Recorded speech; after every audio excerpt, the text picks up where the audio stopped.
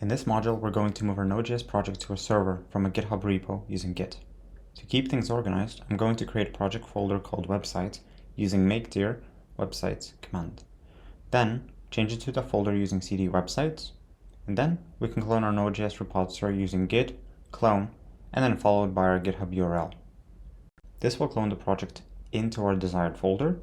Now let's get the name of our clone folder using the ls command. Change into the folder using cd.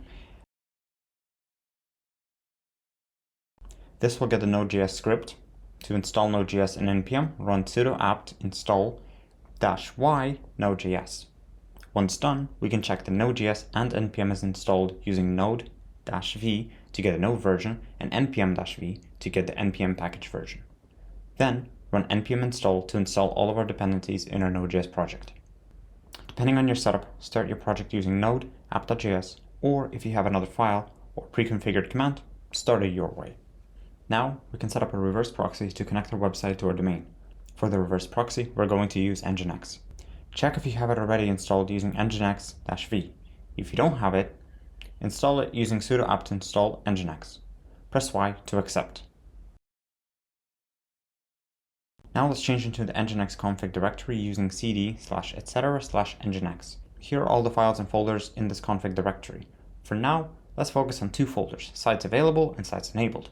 The sites available will contain config files for our websites, one config file per website. Then, to enable the Nginx config for our website, we will create a link to that file in the sites enabled folder. This is a standard practice for Nginx. I'll walk you through the command in a simple way. Let's move into the sites available folder using cd sites available and list the files in there. We can create an empty config file using sudo touch and then the name of the file. I will call it by my website domain, but you can call it whatever you want. All commands to create or edit files should be done with sudo privileges. We created a link for this file that we created in sites available directory using this command, ln-s flag for a symbolic link. Then provide the full path to your file's origin, which will be /etc/nginx/sites available, and then the name of your file. Then space, and then the full path of the sites enabled directory, /etc/nginx/sites enabled. Don't forget to add sudo at the beginning. Once done, we move into the sites enabled directory using cd:/sites enabled and list all files using ls-la. The files that have a symbolic link are highlighted in a different color and pointing to their origin path. Now, let's remove the default link using sudo rm-rf default. Then move back into the sites available directory and remove the default file from there too. Then open your file in an editor using sudo nano and then your file name. First, we need to add listen to port 80. This tells Nginx to handle traffic on port 80, which is a standard HTTP port. Next, server name specifies the domain name that the server should respond to. So in this case, it's going to be carlinbeast.com and www.carlinbeast.com. Finally, the location block with proxy pass sends all incoming traffic to our Node.js app running on localhost port 4000. If your Node.js project is running on a different port, change port 4000 to the port that you're using. In short, Nginx acts as a middleman, taking web requests and passing them to our Node.js server.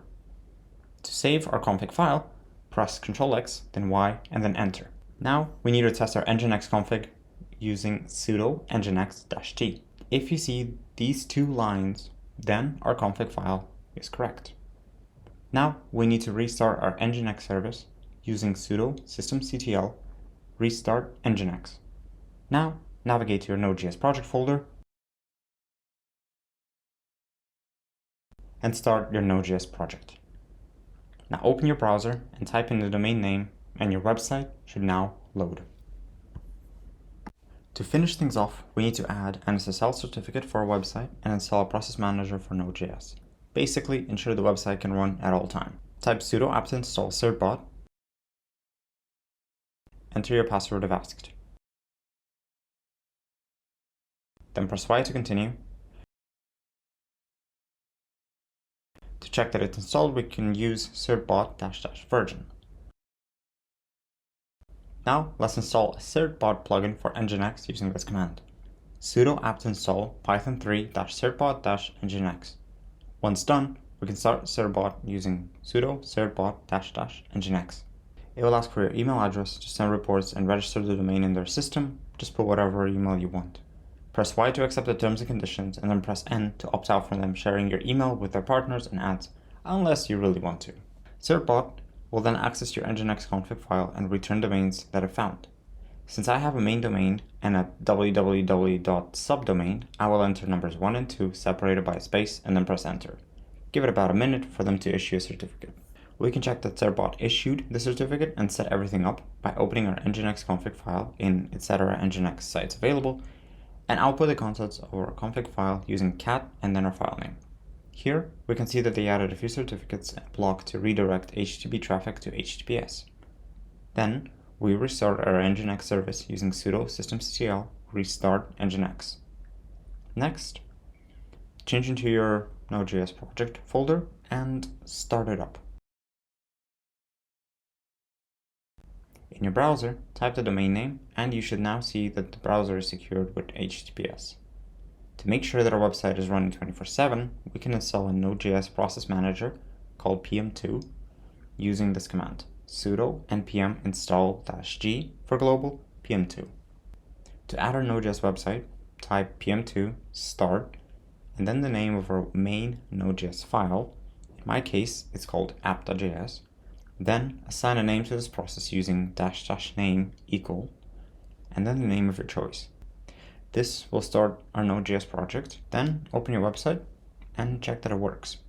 We can stop the website using pm2 stop and then the name of our process. In the browser, if we reload, we can see a 502 error showing that the website cannot be reached since we stopped it. We can check the status using pm2 status. And to start a process, we can type pm2 start and then our process name. Now you have a fully configured VPS running correctly. If you followed along, you've completed one of the most important foundational steps in server deployment. Take a moment to review your setup and confirm everything is functioning properly. Thanks for tuning in. I hope you enjoy this series and learned something new. If you have any questions, feel free to leave your comment down below. If you want to see a topic related to server development covered, let me know and I can make a video about it. Or if you have an unrelated topic in mind, also let me know. Anyway, thanks again and take care.